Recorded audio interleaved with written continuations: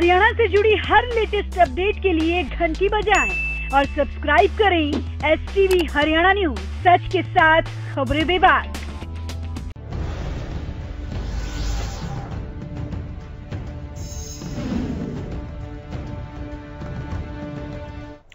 नमस्कार, देख रहे हैं आप हरियाणा न्यूज। बड़ी बहस के साथ मैं हूं रेणु कैलाश। लोकसभा चुनावों में कई दिग्गज नेताओं की प्रतिष्ठा दांव पर लगी हुई है। इसी तरह रोहतक सीट का मुकाबला और भी दिलचस्प हो गया है। रोहतक में बीजेपी और कांग्रेस के उम्मीदवारों के ऐलान के बाद अब कांग्रेस बीजेपी में कड़ा मुकाबला है। इसको लेकर आरोप और प्रत्यारोप का दौर भी शुरू हो गया है।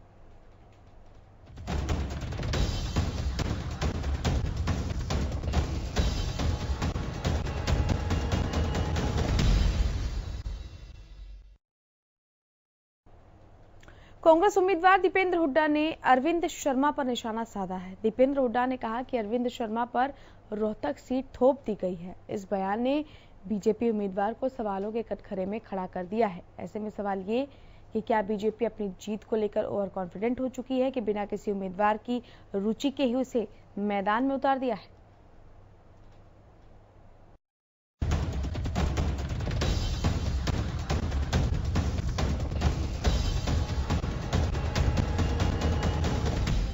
रोहतक सीट के उम्मीदवार अरविंद शर्मा को पैराशूट के जरिए मैदान में उतारा गया है। उन पर रोहतक सीट थोपी गई है। उनकी तो रोहतक से चुनाव लड़ने की रुचि ही नहीं थी। ऐसे में वो रोहतक में क्या विकास कराएंगे? दरअसल ये हम नहीं कह रहे, बल्कि रोहतक से कांग्रेस उम्मीदवार दीपेंद्र हुड्डा का कहना है। ऐसे में दीपेंद्र हुड्डा के इस बयान ने कई सवाल खड़े कर दिए हैं। अगर ये सच है कि अरविंद शर्मा को रोहतक सीट में दिलचस्पी ही नहीं है, तो वो कैसे रोहतक का विकास कराएंगे? इन्होंने आवेदन शायद करनाल का दिया था और ये तो यहाँ पे रुचि ही नहीं थी इनकी। तो इन्होंने बड़ी कोशिश करी कि भाई किसी तरीके से रोहतक ना आए। पहले करनाल का दिया था, उसके बाद इन्होंने सोनीपत का कहा, उसके बाद कहीं ना कहीं इन पे थोपी गई टिकट ऐसा जो है दिखाई देता है। और एक पैराशूट के रूप में ये उतर के आए हैं। और जो है जब इनकी रोहतक से चुनाव लड़ने की कोई रुचि ही नहीं थी, आने वाले समय में ये रोहतक के विकास में कितनी रुचि रखेंगे, यहाँ के लोगों के सुख दुख में कितनी रुचि रखेंगे, इस बात का अंदाजा लगाना कोई मुश्किल नहीं है। हुड्डा ने तो ये तक कह दिया कि अरविंद शर्मा तो पहले कांग्रेस, फिर बसपा, फिर शिवसेना और अब बीजेपी में आए हैं। आगे कहाँ जाएंगे कोई नहीं कह सकता।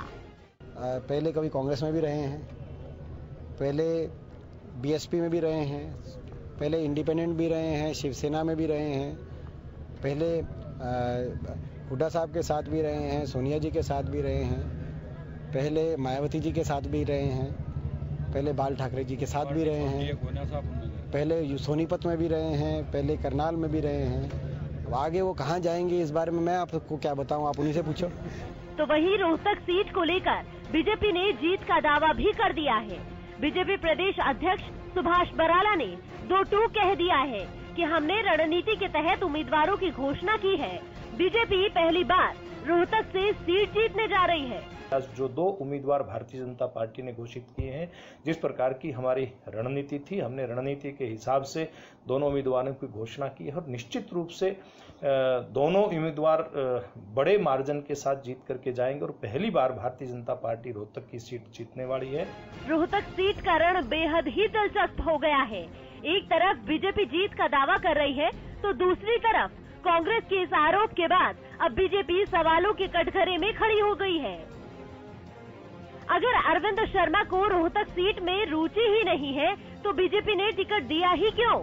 क्या बीजेपी अपनी जीत को लेकर इतनी ओवर कॉन्फिडेंट हो चुकी है कि बिना किसी रुचि के ही उम्मीदवारों को लोकसभा चुनाव में उतार दिया गया है? खैर, देखना होगा कि रोहतक की जनता दीपेंद्र हुड्डा को चुनेगी या फिर अरविंद शर्मा को। आखिर कौन जीतेगा रोहतक का रण? Bureau report, Haryana news.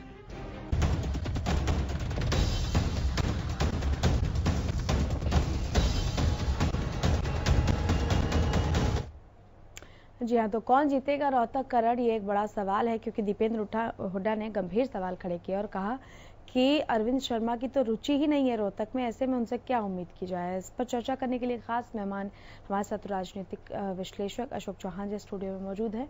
बहुत स्वागत है अशोक जी। सबसे पहला सवाल यही अरविंद शर्मा को प्रत्याशी बनाया गया रोहतक से। सीट की आपको पता है घोषणा बीजेपी ने बाद में की और ये कहा कि हम एक सशक्त उम्मीदवार उतारेंगे, लेकिन अब इसी पर करारा प्रहार किया दीपेंद्र हुड्डा ने और कहना है कि ये एक ऐसे उम्मीदवार को उतार दिया पार्टी ने जो रोहतक आना ही नहीं चाहता था। उन्होंने पहले करनाल से दावेदारी की, सोनीपत से दावेदारी की, किसी एक पार्टी में टिकते नहीं है, पैराशूट उम्मीदवार बीजेपी ने उतार दिया। तो क्या बीजेपी या तो ओवर कॉन्फिडेंट है या फिर ये भी माने कि दीपेंद्र हुड्डा से थोड़ा सा भय है यहाँ पर बीजेपी को, इसीलिए पैराशूट उम्मीदवार उतारा गया कि अगर वो हार भी जाएगा तो उससे कोई फर्क नहीं पड़ेगा। पूरा समीकरण जो है वो किस तरीके से देख रहे हैं आप? देखिए, अगर लोकसभा के चुनाव हो रहे हैं, हर पार्टी अपनी रणनीति के तहत उम्मीदवार उतार रही है। जैसे उस क्षेत्र के अपना जो है जातिवाद कहिएगा और अपना जो है पकड़ कहिएगा किस उम्मीदवार की या पार्टी की पकड़, उसी के हिसाब से उतारती है। कल तक जो है कांग्रेस के जो उम्मीदवार पे अपना जो है भाजपा सवाल उठाती रही थी ललित नागर के। आज जो है कांग्रेस को मिल गया टाइम, आज कांग्रेस ने भाजपा के उम्मीदवार पे रोहतक से जो अरविंद शर्मा है उन पे जो अपना उतारा है, उनके अपना जो घेरने का वो मिल गया। ये तो सभी जो पार्टियां हैं एक दूसरे के ऊपर आरोप प्रत्यारोप करती है और यही तो टाइम होता है। इसमें खुली छूट है, कोई किसी के साथ कुछ भी कहे, कोई भी अपना कोई इसका कोई रिकॉर्ड तो है नहीं है। हाँ, ये कि जो कुछ भी कहें मर्यादा में रह के और अच्छे जो हिसाब से वैसे कहें, कोई गलत शब्दों का या गलत जो अपना जो किसी को दिल दुखाने वाला ये करने वाला इस तरह के वाक्य और इस तरह के शब्दों का प्रयोग ना करें। रही बात कैंडिडेट जीतेगा या नहीं जीतेगा, कोई भी पार्टी ऐसी नहीं है, भले ही उसका कैंडिडेट कमजोर भी हो तो भी यही कहेगी कि हमारा कैंडिडेट बहुत मजबूत है और दूसरे के जो अपोजिशन का है अपने विरोधी कैंडिडेट को पूरी जो है टक्कर देगा और जो है जीतेगा। भाजपा है, भाजपा तो अपने उस पे यानी उसको दिखाई दे रहा है कि इसको बहुमत मिलता दिखाई दे रहा है। 10 सीट हैं हरियाणा में, तो 10 सीट के 10 सीट पे अपना हुआ है, बहुत अच्छी बात है, होना चाहिए। इसको ओवर कॉन्फिडेंस कहें या उसको विश्वास कहें या इसको जो है अपना कहें कि विश्वास है पार्टी पे भी, कार्यकर्ताओं पे भी और वोटर्स पे भी। और असली बात तो जो है अपना वोटर्स ही डिसाइड करेगा कौन कैसा है। भले हम किसको कहते रहे कि अरविंद शर्मा बहुत अपना कमजोर कैंडिडेट है, 8 सीट में से जो है अपना ये कहते रहे कि भाई मैं करनाल से लड़ूंगा। अब कैंडिडेट अपनी चॉइस बता सकता है क्योंकि वो ताजा ही पार्टी में अभी आए हैं। उन्होंने जो है हर पार्टी का जो है अपना स्वाद चखा है, हाँ मजा चखा है और हर पार्टी में रहे हैं, तो लिहाजा उनको हर पार्टी का तजुर्बा है ना। तो पढ़े लिखे हैं, डॉक्टर हैं, सब कुछ है, मानते हैं। तो इसके बाद में जो है अब ये भाजपा रह गई थी, वो शायद भाजपा में पता नहीं वो तो वो जाने अरविंद जी डॉक्टर साहब जाने कि भैया भाजपा में रहेंगे या फिर कहीं और चले जाएंगे। पर हाँ फिलहाल तो वो भाजपा में है और रोहतक से जो है कैंडिडेट डिक्लेयर कर दिया है और वो अपने जो है पूरी कोशिश भी करेंगे और पार्टी भी करेगी। ऐसी कोई पार्टी नहीं है वो अपना कैंडिडेट कहेगी बस पैराशूट से उतार दिया।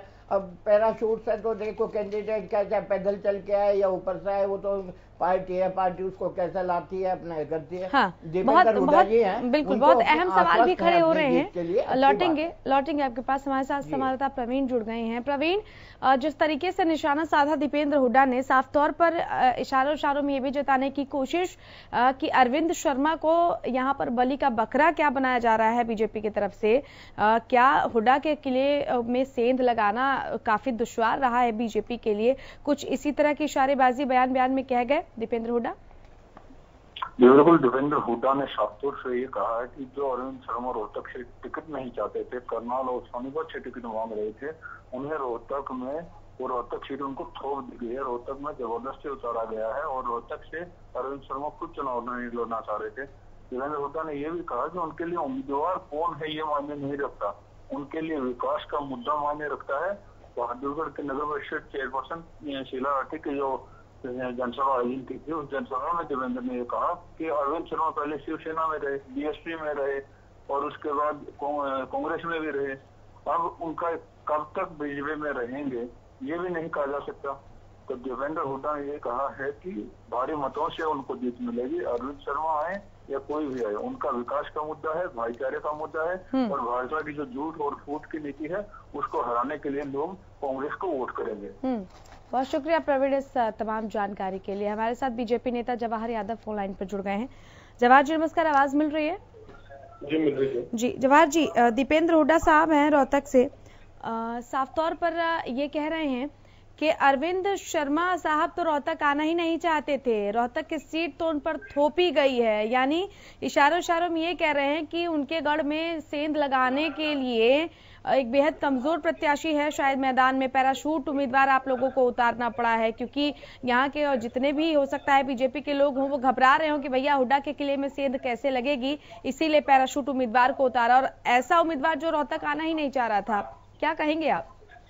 देखिए, हुड्डा के किले में तो सेंध लग गई, जिसको वो तथाकथित कमजोर कह रहे हैं और उसके ऊपर उनको बयान देना पड़ रहा है, तो उनकी बौखलाहट दर्शाती है दीपेंद्र हुड्डा जी का क्या हाल है। दीपेंद्र हुड्डा जी के 7 दिन पहले स्टेटमेंट ये होती थी कि बीजेपी मेरे पीछे क्यों पड़ी है, मैंने बीजेपी का क्या बिगाड़ा है। उसके बाद उसी के परिसर ये देखिए भाजपा का कि जो इनका घोषणा पत्र है वो ये कहता है कि हम 370 नहीं हटाएंगे, और दीपेंद्र हुड्डा को ये बयान देना पड़ा कि हम 370 पर विचार करेंगे। यानी कि पार्टी के राष्ट्रीय अध्यक्ष जिस घोषणा पत्र को जारी करते हैं उसके विरुद्ध जाकर वो बयान देना पड़ा, और आज ये कह रहे हैं कि अरविंद शर्मा कमजोर कैंडिडेट है। तो क्यों कहना पड़ रहा है उनको कि उनको जबरदस्ती लड़ाया जा रहा है या वो चाहते नहीं है? तो इसका मतलब वो उनकी बौखलाहट झलकती है। अगर आपके लिए कमजोर कैंडिडेट आपको लगता है तो फिर तो आपको अच्छा होना चाहिए था, परंतु ऐसा है नहीं। उनके चेहरे पे जो भय वो दिखा रहा है, और मैं आपको कंफर्म करूंगा, हमने तो दोनों युवराज को, चाहे वो दुष्यंत चौटाला हो चाहे दीपेंद्र हुड्डा हो, दोनों को घेरने के लिए अपने 2 प्रत्याशी इसलिए रोके थे। हमें पता था कि प्रत्याशी के नाम आते ये उस लोकसभा को क्षेत्र को छोड़कर भाग जाएंगे। तो मैं उदाहरण से आज की डेट में दुष्यंत चौटाला हिसार से नहीं लड़ेंगे, तो दीपेंद्र के साथ दिक्कत ये हुई कि उनकी सीट कांग्रेस ने पहले अनाउंस कर दी और हमने बाद में किया। अगर हमारी सीट पहले अनाउंस हो जाती है अरविंद शर्मा, तो दीपेंद्र हुड्डा या तो फरीदाबाद भागते या सोनीपत भागते। तो इसलिए ये तो हमारी घेराबंदी में सफल हो गए, परंतु जहां तक इसकी बात है दीपेंद्र हुड्डा जी की, ये तो बेचारे बिल्कुल फंस गए। अब इनके लिए मुश्किल होगा अपनी यहाँ पर सम्मानजनक लड़ाई लड़ना भी। तो मैं उदाहरण से बताता हूँ, जब दीपेंद्र हुड्डा जी पिछला चुनाव जीते तो उस समय वो कोसली सीट से ही लगभग 42,000 मतों से हारे थे। उसके अलावा वो बहादुरगढ़ से आ रहे थे। उसके बाद फिर जो विधानसभा के चुनाव हुए, जहां हम 2 सीटों पे जीते थे लोकसभा में, विधानसभा आते आते हम 4 पे जीत गए। और उसके बाद जब मेयर के चुनाव आए तब भारतीय जनता पार्टी जीत गई, और कांग्रेस की हालत यहाँ तक हुई कि श्रीमान भूपेंद्र सिंह हुड्डा का प्रत्याशी अपना स्थानीय वार्ड भी हार गया। इस वार्ड में भूपेंद्र हुड्डा जी का रेजिडेंस है, वो भी कांग्रेस हार गई। तो कांग्रेस की बौखलाहट दर्शाती है कि कांग्रेस के इस युवराज को हम इसके गढ़ में हराने में सफल होंगे। दुष्यंत चौटाला अपने आप को बचा गए कि वो अब चुनाव नहीं लड़ेंगे हिसार से। वो मौका हमने कम से कम दीपेंद्र हुड्डा को नहीं दिया कि वो भाग सके। चलिए लौटेंगे आपके पास, कांग्रेस की भी प्रतिक्रिया ले लेते हैं। प्रदेश उपाध्यक्ष कांग्रेस नरेश शर्मा हमारे साथ फोन लाइन पे जुड़े हैं। नरेश जी नमस्कार, आवाज मिल रही है? हाँ मैम मिल रही है। वो बीजेपी के जो प्रवक्ता मोदी है ना, उनकी आवाज साफ सुनाई नहीं दे रही जी, मेरे को चल बताइए आप। अच्छा नरेश जी, दीपेंद्र हुड्डा साहब ने ये कहा अरविंद शर्मा के लिए कि पैराशूट प्रत्याशी उतारा है बीजेपी ने, रोहतक तो आना ही नहीं चाहते थे अरविंद शर्मा। तो इस पर अब बीजेपी नेता जवाहर यादव साहब ये कह रहे हैं कि घेराबंदी तो हमने की, अगर हमने पहले अरविंद शर्मा को उतार दिया होता तो रोहतक से लड़ने की हिम्मत ही नहीं जुटा पाते दीपेंद्र हुड्डा। बौखलाहट है दीपेंद्र हुड्डा के अंदर कि हमने कैसे एक अच्छे कैंडिडेट को रोहतक में उतारा है। क्या कहेंगे आप? नहीं, अच्छा कैंडिडेट इन जरूर के कांग्रेस में फेरा गया था, और हमने उस कैंडिडेट को बिल्कुल स्पष्ट शब्दों में नकार दिया कि ऐसे बागी और दागियों के लिए जो जिंदगी में आदमी कपड़े कम बदलता है, इसने पार्टी ज्यादा बदल रखी है। मैं पूछना चाहूंगा भारतीय जनता पार्टी के प्रवक्ता मोहद्देश यादव साहब से कि ये मात्र 1.5 महीने पहले कौन सी पार्टी में था, और विधानसभा का चुनाव कौन सी पार्टी से लड़ा था, किन किन विधानसभाओं से कितनी सीटों से लड़ा था, और इसका रिजल्ट क्या हुआ था। 5,000 वोट ली थी कोई सी विधानसभा क्षेत्र से, तो बोखलाई हुई बीजेपी है। कहाँ की ईट कहाँ का रोड़ा, भानुमती ने कुलबा जोड़ा। ये तो टोकरी में टिकट डाल के घूम रहे थे, रोज तक का कोई लेने वाला नहीं था। टिकट ले लो, टिकट ले लो। अब जब कांग्रेस पार्टी ने इसको सख्त लहजे में कह दिया कि आप जैसे लोगों के लिए दरवाजे बंद है कांग्रेस पार्टी के, कहीं से आपको कोई टिकट की उम्मीद ना करिए, आप जाना चाहे जा सकते हैं, फिर ये वापस बीजेपी में चले गए। और बीजेपी के पास उम्मीदवार नहीं था, इसी पर दाव लगा दिया। और ये तय है कि दीपेंद्र सिंह हुड्डा लाखों वोटों से जीतेगा, 101%। और बोखला इनके अंदर है जी। 8 सीट डिक्लेयर कर दी थी, इनके पास उम्मीदवार होता तो रोहतक की तो इन्हें सबसे पहले करनी चाहिए थी जी, क्योंकि सिटिंग एमपी है, मजबूत है। और दीपेंद्र जनता का आदमी है, रोहतक का बेटा है। वो पार्टी बदलू नहीं है, दल बदलू नहीं है, इनकी तरह बातों में विश्वास नहीं रखता, वो काम में विश्वास रखता है। जवाहर यादव जी जवाब देना चाहेंगे? कह रहे हैं कि आप लोग तो सर पे टोकरा रख के और रोहतक की टिकट ले लो, टिकट ले लो, बेच भी रहे थे, तब भी कोई हाथ डालने को तैयार नहीं था, वो तो फंस गए अरविंद शर्मा। देखिए, मैं तो हमेशा फैक्ट्स पे बात करता हूँ। मैंने बताया पिछले जब लोकसभा में ये चुनाव जीते थे दीपेंद्र हुड्डा, 2 विधानसभा हारे थे। विधानसभा के चुनाव में 4 विधानसभा हार गए। उसके बाद इसी के लोकसभा क्षेत्र में मेयर का चुनाव हुआ, ये पूरी तरह हार गए। और भूपेंद्र सिंह हुड्डा जी अपना वार्ड हार गए। तो इसका मतलब 2014 के लोकसभा से जो शुरुआत हुई थी भारतीय जनता पार्टी की, लगातार भारतीय जनता पार्टी तो उसकी तरफ अग्रसर हो रही है। कांग्रेस की कोई एक गतिविधि तो बताए जो ये कहे कि 2014 में दीपेंद्र हुड्डा के जीतने के बाद इनको यहाँ से कभी कोई शुभ संकेत मिले हो, जहाँ पूर्व मुख्यमंत्री अपना वार्ड हार जाता है। तो इसके बाद भी मेरे मित्र अगर खुशी में रहना चाहते हैं तो रहे। वो तो 23 मई को पूरे देश को पता चल जाएगा कि रोहतक का क्या हुआ, कौन हारा, कौन जीता। परंतु मैं तो फिर कहना चाहूंगा, क्यों कहना पड़ा था दीपेंद्र हुड्डा को कि बीजेपी मेरे पीछे क्यों पड़ी है, मैंने बीजेपी का क्या बिगाड़ा।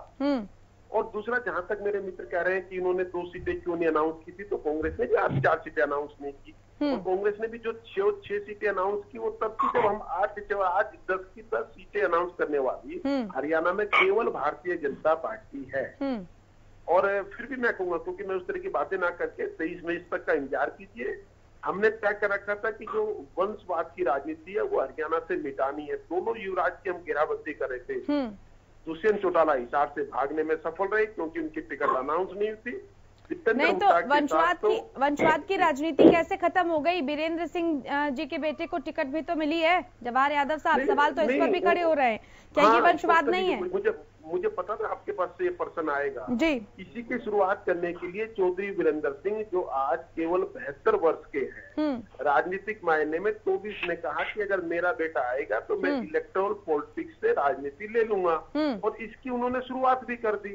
अगर यही भूपेंद्र सिंह हुड्डा कहें कि दीपेंद्र हुड्डा लड़ रहे हैं और मैंने राजनीतिक रूप से इलेक्टोरल पॉलिटिक्स से संन्यास ले लिया, शुरुआत तो करें। जो अच्छा, तो अगर बेटे भाजपा में रहते, सुनिए, बेटे के लिए मंच सजाकर अगर पिता खुद पीछे हट जाए तो वो वंशवाद नहीं है, और पिता और पुत्र अगर दोनों राजनीति में रहते हैं तो वो वंशवाद है। वो वंशवाद है आपकी नजरों में? ये किस तरह का मापदंड है जवाहर यादव जी? ये इस तरह का मापदंड है कि चौधरी वीरेंद्र सिंह जब तक कांग्रेस में रहे इनके मन में ये विचार नहीं आया। भारतीय जनता पार्टी में आकर कम से कम उनके मन में ये तो विचार आया कि मैं और मेरा पुत्र दोनों एक समय राजनीति नहीं करेंगे, क्योंकि चौधरी वीरेंद्र सिंह की आयु आज वो नहीं है कि उसको राजनीति से जाना पड़े। वो केंद्र में मंत्री है और उनकी राज्यसभा के अभी 3 साल बचे भी हुए हैं। अगर वो उसको छोड़ रहे हैं तो मैं कहता हूँ एक अच्छी राजनीतिक शुरुआत हुई है, तो निश्चित रूप से वो भारतीय जनता पार्टी के विचारों के कारण हुई है। और मैं फिर कह रहा हूँ, देखिए ये आने वाला जो चुनाव है, चाहे वो भव्य बिश्नोई हो, चाहे वो दुष्यंत चौटाला हो, चाहे वो दीपेंद्र हुड्डा हो, चाहे ये श्रुति चौधरी हो, इन सब की हार ये बताएगी हरियाणा में कि हरियाणा में अब वंशवाद की राजनीति की जगह है कॉमन मैन, सामान्य आदमी जो राजनीति को बदलने के लिए आना चाहता है, उसका स्वागत करेगी। कहाँ से कॉमन मैन है विजेंद्र सिंह जी? कहाँ से कॉमन मैन है विजेंद्र सिंह? देखिए, और मैं बताता हूँ आपको, मजेदार चीज बताता हूँ। आज तक आपने सुना होगा कि नेताओं के दामाद तो IAS बहुत मिलते होंगे, परंतु किसी नेता का IAS बेटा या बेटी ये अपवाद स्वरूप मिलते हैं। वो व्यक्ति जिसने यूपीएससी हाँ, तो वो किसी महत्वाकांक्षा के चलते छोड़ी ना जवाहर यादव जी, वो किसी महत्वाकांक्षा के चलते छोड़ी, राजनीति में आने की महत्वाकांक्षा, लोगों के बीच जाने की महत्वाकांक्षा, एक विरासत जो है उसको आगे बढ़ाने की महत्वाकांक्षा, ये तो सब कुछ महत्वाकांक्षा के चलते हैं।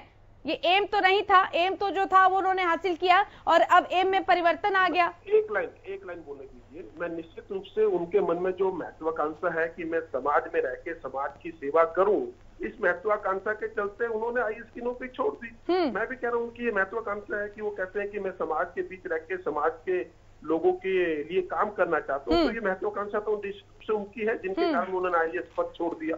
और इसीलिए कल आपके ही चैनल पे, नहीं आपका नहीं दूसरा चैनल था, इनके प्रवक्ता प्रदीप कासनी ने तो यहाँ तक भी कहा था, मैं और प्रदीप कासनी जी थे कांग्रेस से, प्रदीप कासनी ने कहा कि ये कैसा उन्होंने हल्का शब्द इस्तेमाल किया था जिन्होंने आईएएस का पद छोड़ दिया राजनीति के लिए। तो बेसिकली वो राजनीति उस तरह की नहीं करते जिस तरह की कांग्रेस करना चाहती है।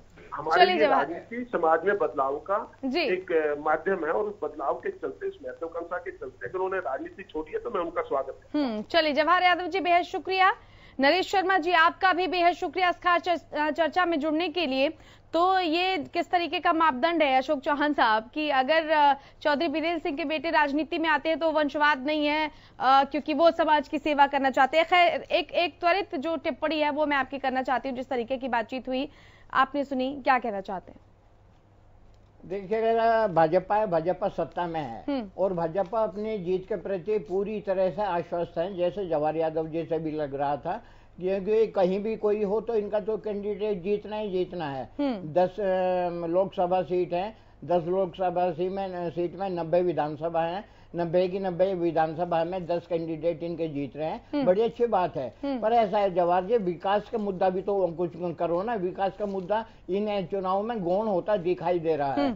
सिर्फ चौकीदार और इधर क्या नाम पप्पू सप्पू इन्हीं पे चुनाव लड़ा जा रहा है, ये इस तरह के नहीं। अच्छी बात है, आश्वस्त होना बहुत अच्छा है, जरूरी है कि अपना कैंडिडेट जीते। पर रहा जो वंशवाद पे तो देखो मानना भी पड़ेगा। चौधरी वीरेंद्र सिंह अब बूढ़े हो गए, जैसे खुद बोला है 72 साल के हो गए हैं, अच्छी बात है। वो अपने विरासत किसी को सौंपना चाहते हैं, विरासत में सब नियरेस्ट जो है बेटा है, बेटा भले आईएएस हो वो छोड़ के आ रहा है तो इसके बाद में विरासत तो संभालेगा ना। बिल्कुल। अब यह है कि यही बात इधर हो जाती है, कांग्रेस में तो वंशवाद हो गया और बीजेपी में अगर होती है तो वो जनता की सेवा हो गई। बिल्कुल। अरविंद शर्मा ही हैं जो 10 पार्टियां छोड़ के जो भाजपा में शामिल हो गए हैं, वो बिल्कुल सही है। उससे पहले तो वो खराब थे, बिल्कुल, है ना। चलिए, हाँ, तो इस हिसाब से देख के दोहरा मापदंड मत अपनाओ। बिल्कुल, मतदाता है, मतदाता सब कुछ समझता है, ये पब्लिक है, सब जानती है। बहुत शुक्रिया अशोक चौहान साहब,